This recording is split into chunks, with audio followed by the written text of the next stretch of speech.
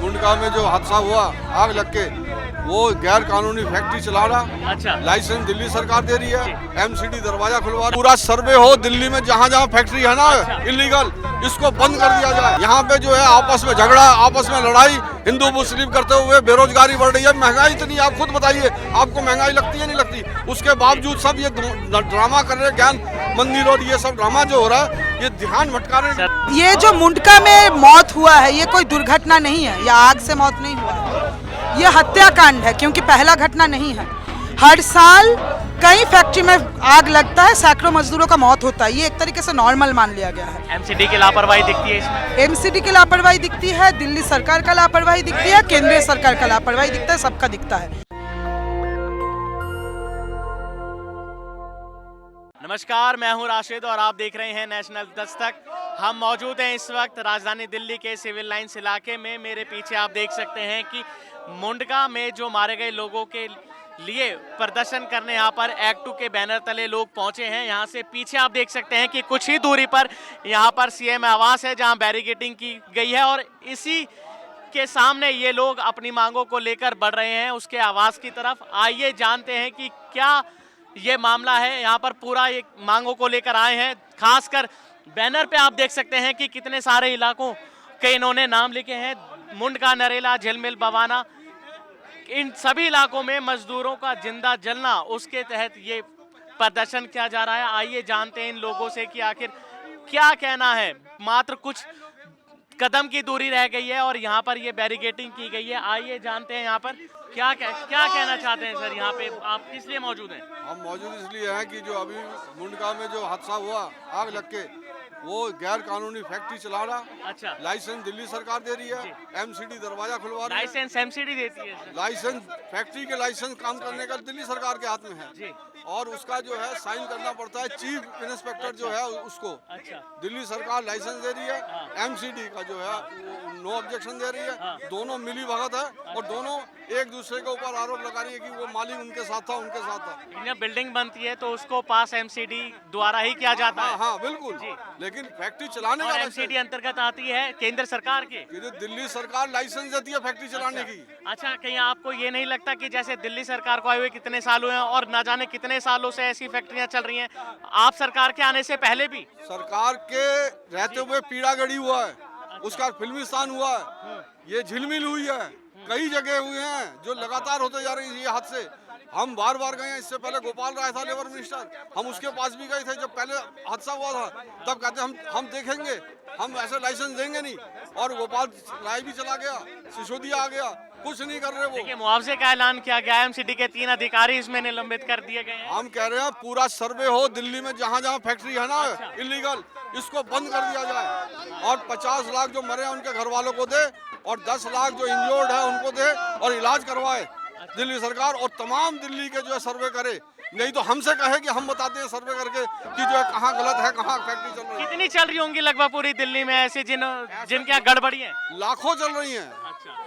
आप ओखला से लेकर मायापुरी, पुरानी इंडस्ट्री देखिए किस तरीके से बने हुए थे। साल में लगभग कितने ऐसे हादसे हो जाते हैं सर जो ऐसी कमियां देखने को मिलती हैं? एक साल में कम से कम दर्जनों ऐसे हो जाते हैं। अच्छा। और कईयों को तो पता भी नहीं चलता, निपटा देते हैं। आप यहाँ आए कि आपको केंद्र सरकार से कोई नाराजगी नहीं है? बिल्कुल नाराजगी है केंद्र सरकार से। आपने कल भी वहाँ पे धरना प्रदर्शन किया था सेंट्रल सेक्रेटरिएट के बाहर और आज दिल्ली मुख्यमंत्री आवास के बाहर। इसलिए क्योंकि दोनों मालिकों के गुलाम हैं, दोनों मालिकों के इससे चला रहे हैं। नहीं, लेकिन केंद्र सरकार के लिए तो आपको देखा नहीं गया बाहर अभी। केंद्र सरकार के खिलाफ तो हम सबसे ज्यादा बोल रहे हैं कि इस देश का बेड़ा गर्क ही वो कर रहा है, केंद्र सरकार ही कर रहा है, लेकिन ये उसके साथ दे रहा है। क्यों बेड़ा गर्क है सर? सब कुछ अच्छा तो चल रहा है। कुछ नहीं अच्छा चल रहा। यहाँ पे जो है आपस में झगड़ा, आपस में लड़ाई, हिंदू मुस्लिम करते हुए बेरोजगारी बढ़ रही है, महंगाई इतनी, आप खुद बताइए, आपको महंगाई लगती है नहीं लगती? उसके बावजूद सब ये ड्रामा कर रहे हैं, ज्ञान मंदिर और ये सब ड्रामा जो हो रहा है, ये ध्यान भटका रहे हैं। सर, देश हिंदू राष्ट्र बनने वाला है और हिंदू राष्ट्र तो अभी है भाई, 80%, 85% जो हिंदू है तो हिंदू राष्ट्र ही होगा। हिंदू राष्ट्र का क्या मतलब होता है? सिर्फ ब्राह्मण और जो है अपर कास्ट का जो है दबदबा रहे, दलितों को मार रहे हैं, वो हिंदू नहीं है क्या? संविधान का कॉन्स्टिट्यूशन कहाँ जाएगा जब हिंदू राष्ट्र बनेगा तो? नहीं, अच्छा, देश तरक्की कर रहा है, हजारों करोड़ों निवेश हो रहा है यहाँ पे। देश का तो डॉलर जो है 77.5 पैसा हो गया।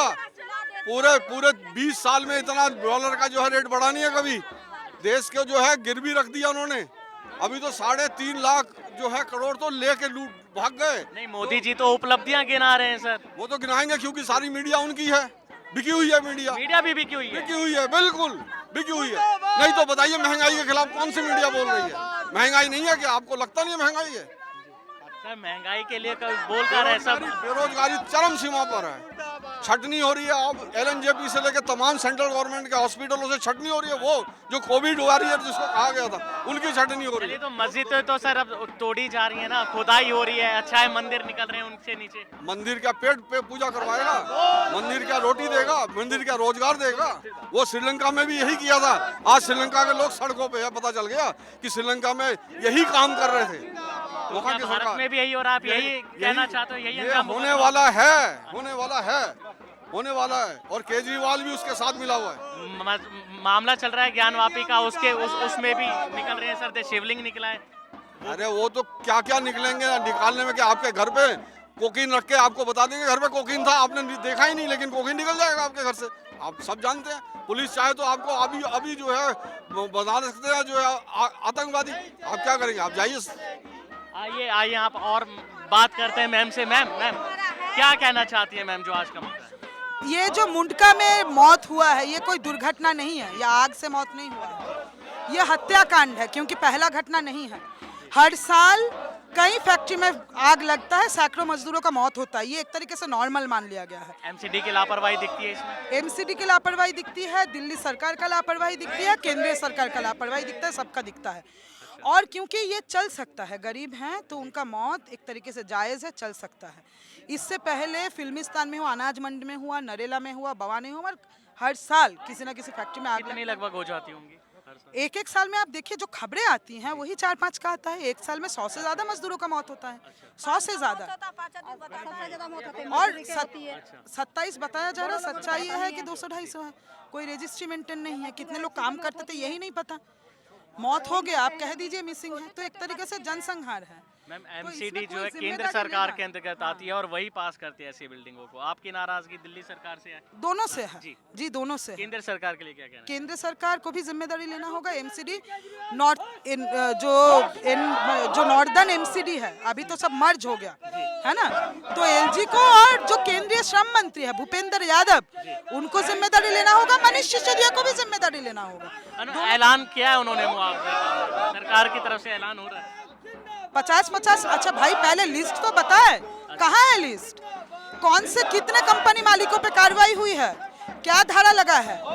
नहीं लगता। अगर होता ये तो हर साल फैक्ट्रियों में आग नहीं लगता। ये गरीब विरोधी सरकार है। और आपको नहीं लगता कि आप सरकार को आए हुए कितना टाइम हुआ है और ये जो कंपनियां चल रही हैं सालों से चल रही हैं, एमसीडी ने पहले इन्हें पास कर रखा है? दोनों का जिम्मेदारी है। एमसीडी का भी जिम्मेदारी है, दिल्ली सरकार का भी जिम्मेदारी है। दिल्ली सरकार में आम आदमी पार्टी को आए हुए कितना साल हुआ? बताइए कितना साल हुआ? हो गया ना, 7-8 साल हो गया। 7-8 साल में ऐसा कोई स्टेप लिया गया जहाँ पे फैक्ट्रीज को कोई चेक किया जाए कि ये कानूनों का ये कर रहे हैं कि नहीं, कानूनों का पालन कर रहे हैं कि नहीं, मान्यता दे रहे हैं कि नहीं? नहीं हुआ ना। फैक्ट्री फायर तो हर साल होता है, कार्रवाई क्या होता है ये बताइए ना? नहीं होता है। अच्छा, मोदी जी इसलिए नहीं जी, होता जी, है क्योंकि गरीबों का मौत है, हो सकता है। ये आम आदमी पार्टी को भी लगता है, भाजपा को भी लगता है। ऐसे एक समय में जब कानूनों का धज्जियां उड़ाए जा रहे, लोगों का मौत हो रहा है, मोदी सरकार उस समय लेबर कोड्स पास कर रही है। जब ज़रूरत है कि और ज़्यादा ये कंपनियों पे निगरानी रखा जाए। जब वो काम करते थे उस समय न्यूनतम मजदूरी नहीं मिलती थी, पीएफईएसआई नहीं मिलता था, मौत के बाद आंकड़ा नहीं है, मौत के बाद नाम नहीं है लिस्ट में। और ऐसे एक समय मोदी सरकार लेबर कोड्स पारित कर रही है जिससे मालिकों को और छूट दिया जाएगा और जो है श्रम कानूनों को उल्लंघन करने में आज़ादी दी जाएगी। लेकिन मैम मोदी सरकार कहती है, प्रधानमंत्री मोदी कहते हैं वो हर गरीब के साथ है, हर मजदूर के साथ। वो झूठ कहते हैं। हमारा सभा चल रहा है, हम सभा चला ले, बाद में बात करते हैं। झूठ कहते हैं। हमारा सभा नहीं, हमारा सभा चल रहा है, सभा चलने दीजिए उसके बाद। चलिए, तो ये थे हमारे साथ ये एक्टो के तहत, और अब देखना होगा कि आखिर ये क्या बयान देते हैं। मुंडका में मारे गए लोगों के लिए यहाँ पर आए हैं जो बहुत ही दर्दनाक मौत हुई थी, आपने देखा, और अब उस पर सियासत जारी है, उनके लिए प्रदर्शन जारी है और देखना है कि आखिर इस मामले में क्या निकलकर सामने आता है। कैमरामैन आशीष के साथ राशिद, नेशनल दस्तक, दिल्ली। नेशनल दस्तक की आपसे गुजारिश है कि अगर इसको बचाना चाहते हैं तो नेशनल दस्तक को सब्सक्राइब करने के लिए रेड कलर के सब्सक्राइब बटन को दबाएं, फिर बेल आइकन की घंटी दबाएं। नेशनल दस्तक को बचाने के लिए बहुत जरूरी है कि हर खबर को शेयर करें, लाइक करें, कमेंट जरूर करें।